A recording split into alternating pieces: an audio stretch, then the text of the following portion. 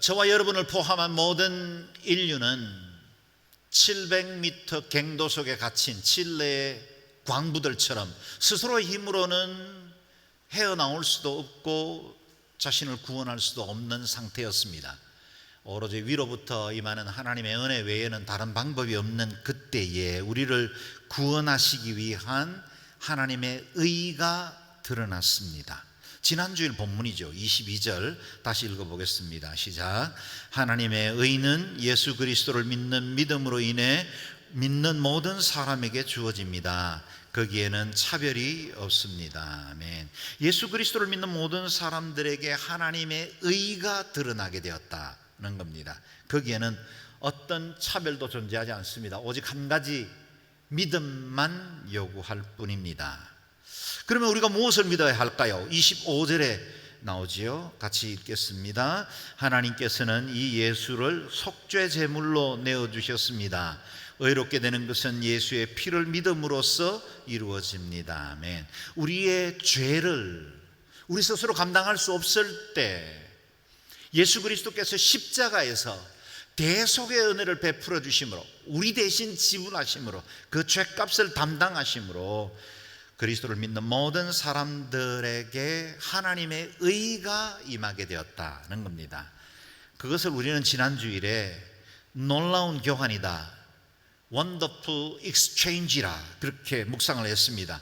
우리의 모든 죄는 십자가 위에 전가되고 동시에 하나님의 의, 십자가에 드러난 그 하나님의 의는 우리에게 전가되게 되었습니다. 믿음이라는 통로를 통해서 하나님의 의라는 그 거대한 은총이 우리 속에 임하게 되었다는 겁니다. 이같이 구원은 인간의 도덕이나 공로, 율법의 행위에서 비롯되지 않고 하나님의 전적인 은혜로 임합니다. 우리가 의롭게 되는 것도 구원 얻는 것도 오직 은혜로 주어집니다. 우리가 지난 3개월간 계속해서 묵상해오는 이 로마서의 말씀을 단 한마디, 한 단어로 정리를 한다면 의, righteousness라고 말할 수 있겠습니다. 복음이 무엇입니까? 의롭지 못한 인간을 위해 베풀어 주신 하나님의 의입니다. 우리는 불의합니다. 죄 가운데 빠져 있습니다. 그런데 하나님의 의가 우리에게 드러나게 되어 우리가 그것으로 인해서 구원받게 되었다. 그게 바로 good news, 복음인 겁니다. 그러므로 오직 은혜로 주어진 하나님의 의는 오직 믿음으로 받습니다. 하나님의 의, 그것이 하나님 편에서 볼 때는 은혜로 주어진 것입니다. 그런데 우리 편에서 볼 때는 믿음으로만 소유할 수 있습니다. 하나님의 의가 은혜로 우리 가운데 임했고 우리는 그것을 믿을 때 하나님께서 독생성자 예수 그리스도를 통해서 행하신 그 일이 나의 사건이 되는 겁니다. 2000년 전 저 갈보리에서 이루어졌던 그 은혜의 구속의 사건이 곧 저와 여러분의 구원이 되는 것입니다. 이렇게 은혜로 구원받고 의롭게 된 구약의 좋은 모델이 있는데 그것이 바로 믿음의 조상 아브라함입니다. 1절에서 3절 말씀 같이 읽어보겠습니다. 시작. 그러면 우리가 육신에 따라 우리의 조상이 된 아브라함이 무엇을 얻었다고 말할 수 있겠습니까? 만일 아브라함이 행위로 의롭다는 인정을 받았다면 자랑할 것이 있겠지만 하나님 앞에서는 없습니다. 성경은 무엇이라고 말합니까? 아브라함이 하나님을 믿으니 이것이 그에게 의로 여겨졌다라고 합니다. 아멘. 사도 바울은 우리가 의롭게 되는 것은 오로지 믿음밖에 없다는 사실을 설명하기 위해서 구약의 위대한 믿음의 조상인 아브라함의 예를 듭니다.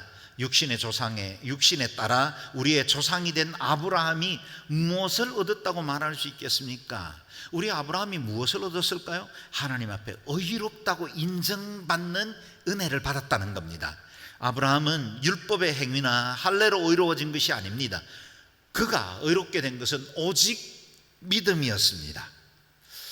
유대인의 그릇된 율법주의를 바로잡는 데는 이보다 더 확실한 증거가 없었던 것이죠. 성경은 무엇이라고 말합니까? 이 성경은 토라, 곧 율법을 말합니다. 구약 성경이죠. 성경은 무엇이라고 말합니까? 아브라함이 하나님을 믿으니 이것이 그에게 의로 여겨졌다라고 말합니다. 그들의 삶의 지표이고 그들의 모든 도덕의 기준이 되고 있는 이 율법이 말씀하신, 절대 구원의 기준이 된 이 율법이 말씀하신 것에 따르면 아브라함도 그를, 하나님을 믿는 믿음으로 구원받게 되었다는 겁니다. 여러분 잘 보십시오. 아브라함이 믿었기 때문에 자동적으로 의롭게 된 게 아닙니다. 마치 자판기처럼 우리의 믿음을 넣으면 자동적으로 의롭게 되는 것이 툭 튀어나오는 게 아닙니다. 여기 중요한 말씀이 있는데요, 아브라함이 하나님의 약속을 믿는 것을 보시고 하나님께서 그를 의롭다 여겨주신 겁니다. 의롭게 된 것의 주도권이 누구에게 있습니까? 하나님께 있습니다. 칭의, 곧 우리가 의롭다고 인정받는 것은 우리가 믿었기 때문에 당연히 주어지는 그 무엇이 아니라 하나님이 우리의 연약한 믿음, 부족한 믿음을 보시고 우리를 의롭다고 인정해 주신 그분의 주도권, 전적인 은혜 때문에 우리가 의롭다는 인정을 받게 되었다는 겁니다. 우리 믿음 부족합니다. 아시죠? 환경이 좋고 여러 가지 모든 것이 복스럽게 잘 진행될 때는 우리 믿음 좋습니다. 그런데 어렵고 시험 들고 하면 금세 불신하기도 하고 하나님의 은혜에 대해서 우리가 회의하기도 하죠. 이렇게 연약한 믿음임에도 불구하고 하나님께서 그분의 약속을 믿기로 뜻을 정하면 이를 우리의 의로 여겨주셨다는 겁니다. 의롭게 되는 것의 주도권이 전적으로 하나님께 있다는 사실을 기억하셔야 합니다. 이 말씀이 주어진 배경을 여러분 잘 아실 겁니다. 당시 아브라함은 자식이 없었습니다. 이미 아내 사라의 경수도 다 끊어진 상태입니다. 자녀를 생산할 수 있는 상황이 아니죠. 가능성이 전혀 없었습니다. 그래서 갈대아 우르로부터 데리고 왔던 종 엘리에셀을 그의 상속자로 삼으려고 작정했습니다. 그런데 하나님의 계획은 달랐습니다. 하나님이 아브라함을 만났습니다. 그리고 주신 말씀이 내 몸에서 날 자가 내 상속자가 될 것이다. 상식적으로는 받아들이기 힘든 말입니다. 허황해 보일 수밖에 없는 약속이죠. 그러나 하나님께서 그를 밖으로 이끌고 나아가 하늘을 우러러 무뼈를 셀 수 있나 보라, 내 자손이 이와 같으리라 말씀하셨을 때 아브라함이 문득 그 말씀을 믿어버린 겁니다. 현실적으로는 불가능해 보입니다. 그러나 말씀하신 분이 누구십니까? 불가능이 없으신 전능하신 하나님이십니다. 온 세상을 지으신 창조주이십니다. 못할 것이 없는 분이십니다. 그 하나님께서 말씀하셨다면 반드시 이루어지고야 말 것이라는 사실을 그의 믿음의 작은 근거를 가지고 믿었는데, 그 믿음은 하나님 말씀하신 그 약속 보고 믿은 게 아니라 하나님 그분을 믿은 겁니다. 여러분, 우리 자신은 하나님께서 주옥과 같은 생명의 말씀을 전해주어도 그 말씀 때로 의심하기도 하고 비틀어서 보기도 합니다. 그러나 여러분, 우리 하나님은 불변하신 분이십니다. 완전하신 분이시죠. 그 하나님을 믿어야 그 하나님의 말씀도 믿어지기 시작하는 겁니다. 하나님께서 이 연약한 아브라함의 믿음을 보시고 아브라함을 의롭다 인정해 주셨습니다. 이렇게 의롭다 인정받은 시점, 언제 그 의로움을 받게 되는지 그게 중요합니다. 아브라함이 의롭다고 인정받은 것은 할례를 받기에는 20년 전 일이었고, 모세를 통해서 이스라엘 백성들에게 율법 토라를 주시기 430년 전 일입니다. 다시 말하면 아브라함이 의롭다고 인정받은 것은 할례와 율법과는 전혀 상관이 없다는 사실을 알 수 있습니다. 또한 아브라함은 그 이후에도 마치 믿음 없는 자처럼 넘어지기도 했죠. 자신의 안위를 염려해서 아내를 누이라 속여 빼앗기기도 했고, 하나님의 뜻을 묻지도 않고 약속의 땅을 떠나 이집트로 내려가는 불신앙적 행동을 하기도 하고, 그와 같은 약속을 가졌음에도 불구하고 믿어 의롭다고 인정받았음에도 불구하고 또 믿지 못해서 하갈을 취해 이스마엘을 얻기도 했습니다. 이 같은 신앙적인 연속 실패에도 불구하고 하나님은 아브라함을 의롭다고 인정해 주신 것입니다. 그 언약이 여전히 유효했습니다. 왜냐하면 의의 기준이 아브라함의 행위에 있지 않고 아브라함이 믿는다고 말하는 그 고백에도 두지 아니하시고 하나님의 그 완전하시고 변치 아니하시는 의의 기준을 두셨기 때문입니다. 오늘 2절에서 말씀하신 그대로죠. 만일 아브라함이 행위로 의롭다는 인정을 받았다면 자랑할 것이 있겠지만 하나님 앞에서는 없습니다. 아브라함이 의롭다고 인정받은 것이 율법이나 선행이나 할례나 다른 어떤 종교적인 노력으로 얻은 것이라면 자랑할 것이 있고 내세울 공로가 있겠지만 아무것도 없다는 겁니다. 다 차려놓은 잔치상에 앉아서 먹기만 했는데 내가 잔치를 준비하느라고 굉장히 힘들었다라고 말하면 안 되는 거죠. 은혜로 그저 받은 구원이라고밖에 달리 말할 수가 없는 겁니다. 이 사실을 에베소서 2장은 보다 명백하게 말씀해 주시죠. 너무나 귀한 말씀, 제가 아마 자주 인용해서 여러분이 이미 익숙한 말씀일 겁니다. 다시 읽어보겠습니다. 시작. 여러분은 은혜로 인하여 믿음으로 구원받았습니다. 이것은 여러분에게서 나온 것이 아니요 하나님의 선물입니다. 행위에서 난 것이 아니니 아무도 자랑하지 못하게 하려는 것입니다. 아멘. 아무리 강조하고 아무리 반복해도 괜찮을 만한 말씀이죠. 묵상하고 또 묵상해도 좋은 말씀, 우리의 구원을 지탱해주는 든든한 말씀이기도 합니다. 저와 여러분은 은혜로 구원받은 것입니다. 우리의 구원의 기초가 우리에게 있지 않습니다. 행위에서 난 것이 아닙니다. 오직 하나님의 선물입니다. 아무도 그 행위나 공로를 자랑할 것이 없습니다. 은혜로 주어진 선물이기에 감사함으로 아멘으로 받으면 되는 겁니다. 이어지는 4절 5절 말씀에서 좀 더 자세하게 설명해 주는데요, 같이 읽어봅니다. 시작. 일하는 자에게는 품삯이 은혜로 여겨지지 않고 정당한 대가로 여겨지나 일하지 않고도 경건치 않은 사람을 의롭다고 인정하시는 분을 믿는 사람에게는 그의 믿음이 의로 여겨집니다. 아멘. 우리가 직장 생활을 할 때 월급을 받고 또 직장으로부터 보너스를 받을 때 어떤 생각이 듭니까? 물론 일할 수 있는 건강이 있어서 감사하고 출근할 수 있는 직장이 있다는 것 자체가 감사한 일이지요. 그러나 그 직장에 우리가 거저 받았다고 은혜라고 생각하는 분은 아무도 없을 겁니다. 왜냐하면 나의 시간과 경험과 지식과 노력을 제공하고 받은 것이기 때문이죠. 은혜는 이와 달리 값없이 주어지는 것입니다. 자격 없는 자에게 주어지는 것이 은혜입니다. 만일 아무런 수고도 노력한 것도 없는데 누군가가 넉넉한 월급을 주고 있다면 그야말로 은혜 받았다고 말할 수 있겠죠. 그러나 그런 일은 지상에는 존재하지 않습니다.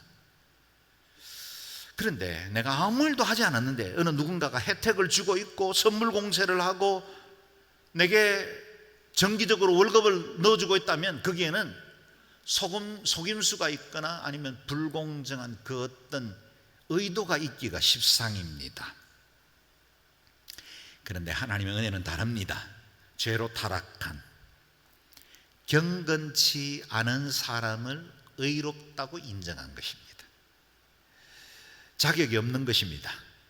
구원받을 만한 의가 하나도 존재하지 않았는데 하나님의 전적인 의가 우리를 덮어주셨고 우리를 구원하여 의롭다 여겨 주신 것입니다. 바울은 이제 또 다른 믿음의 위대한 조상 다윗의 경우를 들어서 설명하고 있습니다. 6절에서 8절 말씀 읽어볼까요? 시작.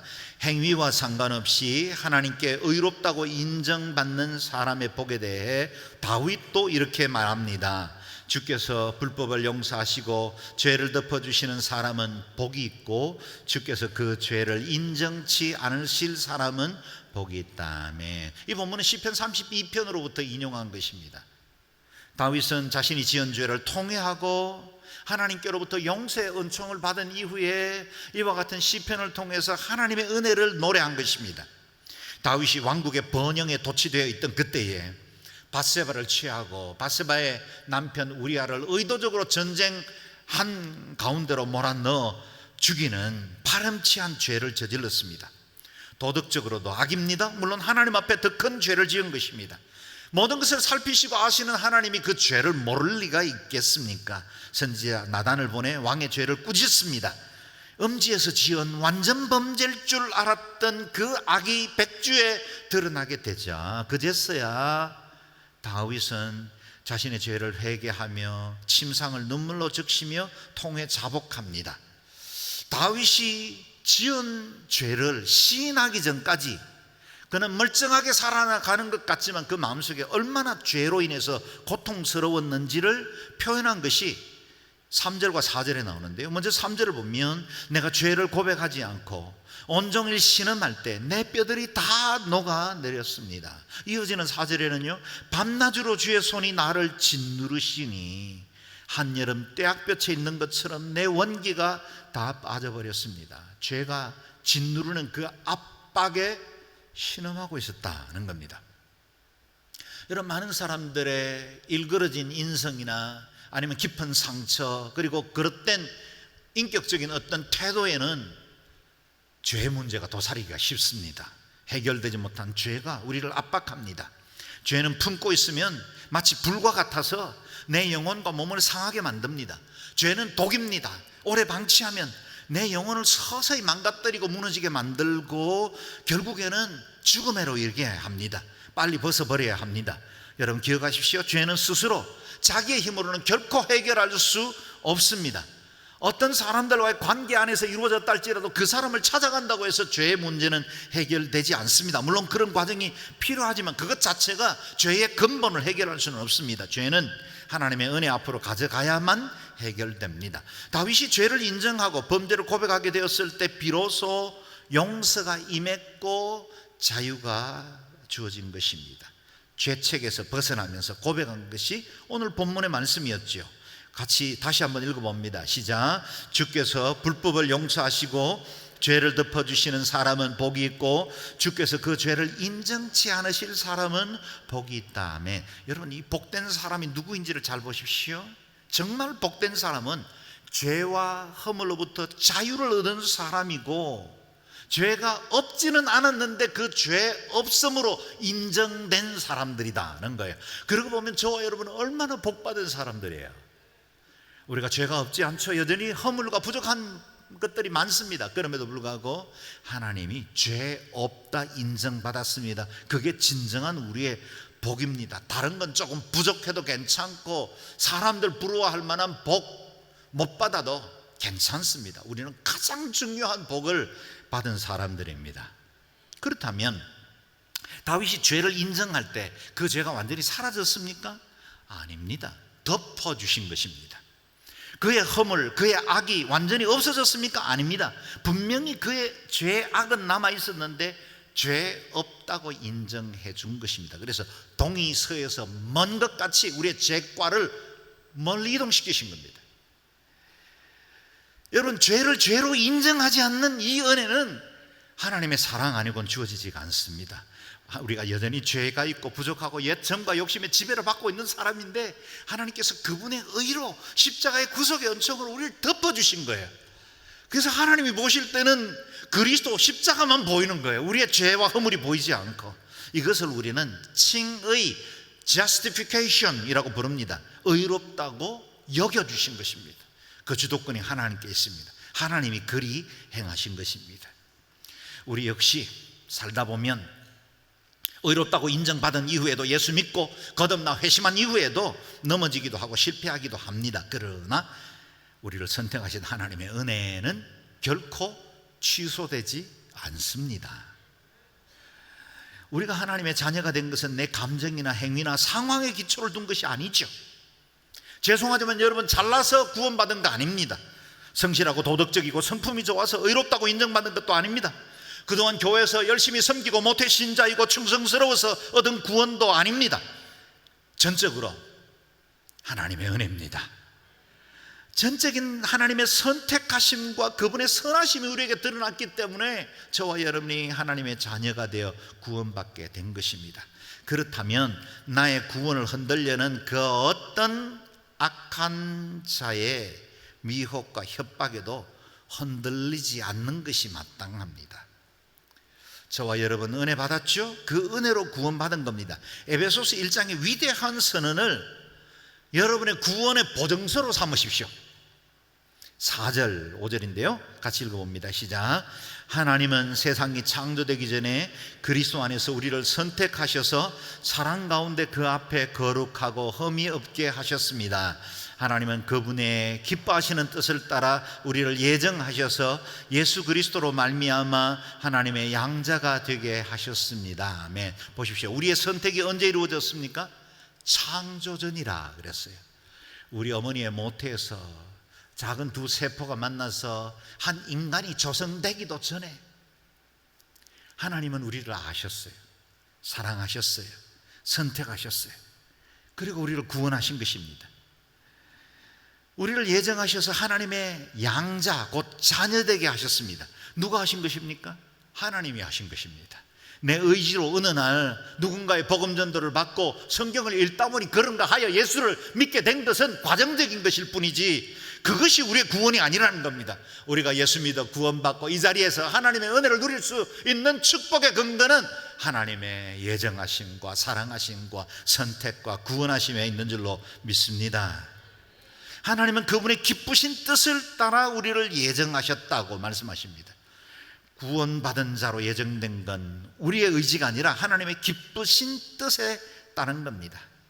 하나님께 우리의 구원의 근거가 있습니다. 그래서 그 하나님께서 최종적으로 판결하시기를 너는 죄 없다, 너는 이제 의롭게 되었다 그렇게 선포하셨는데 누가 이 일을 제기하고 누가 여러분을 고발하던가요? 설사 죄로 넘어지고 실패하더라도 하나님 앞에 엎드리십시오.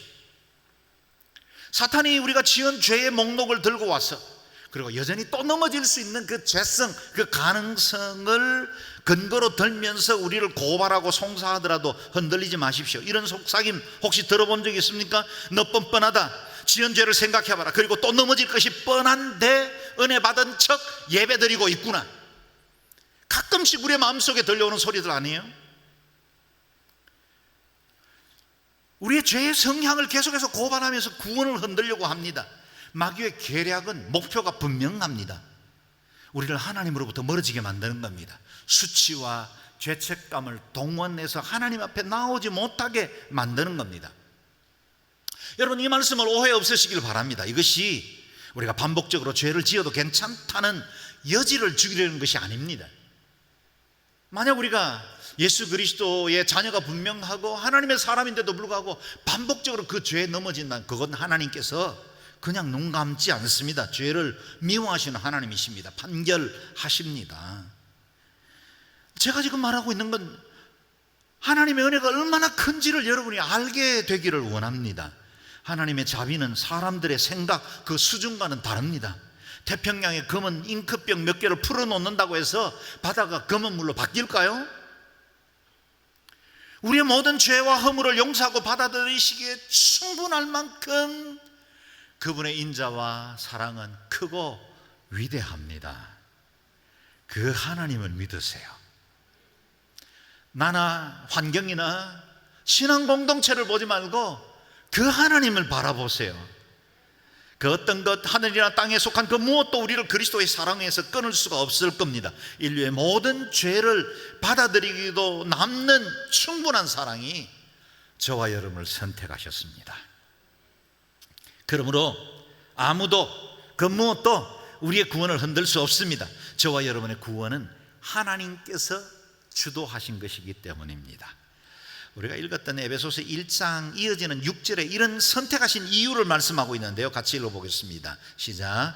이는 하나님이 그분의 사랑하시는 아들 안에서 우리에게 거저 주신 하나님의 은혜의 영광을 찬미하게 하기 위한 것입니다. 이는 이유가 있었다 그랬죠. 저와 여러분을 창세전부터 선택하시고 구속하셔서 하나님의 은혜를 부여해 주신 이유는 그분의 사랑하시는 아들 예수 그리스도 안에서 우리에게 거저 베풀어 주신, 값없이 거저 베풀어 주신 하나님의 은혜의 영광을 찬미하게 하려는 것이다.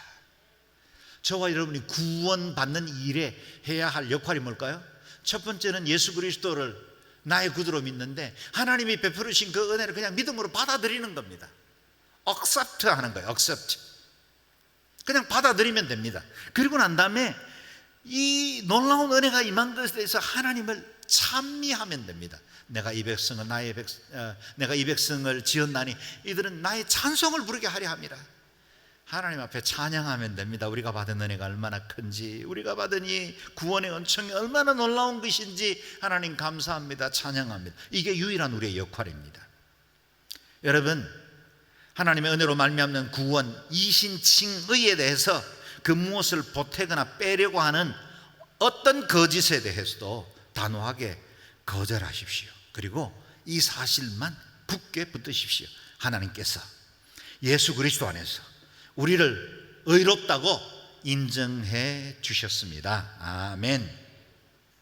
우리의 공로나 의, 종교적인 수양이나 여러분의 감정도 상황도 아닙니다. 하나님께서 하신 일입니다. 믿음으로 받아들이십시오.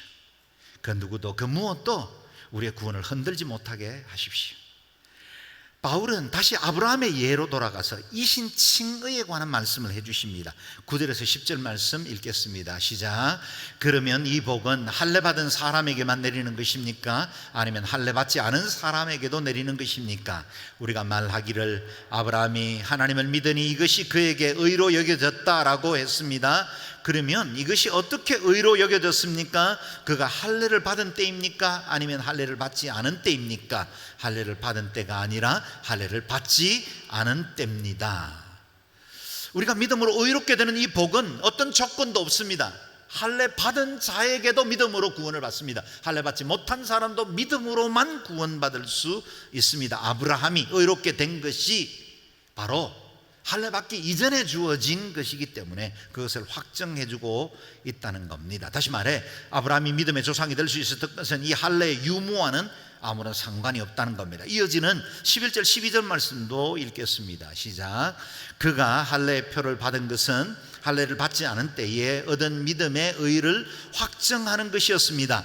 이는 아브라함이 할례를 받지 않은 사람으로서 믿는 모든 사람들의 조상이 돼 그들도 의롭다는 인정을 받게 하려는 것이었습니다.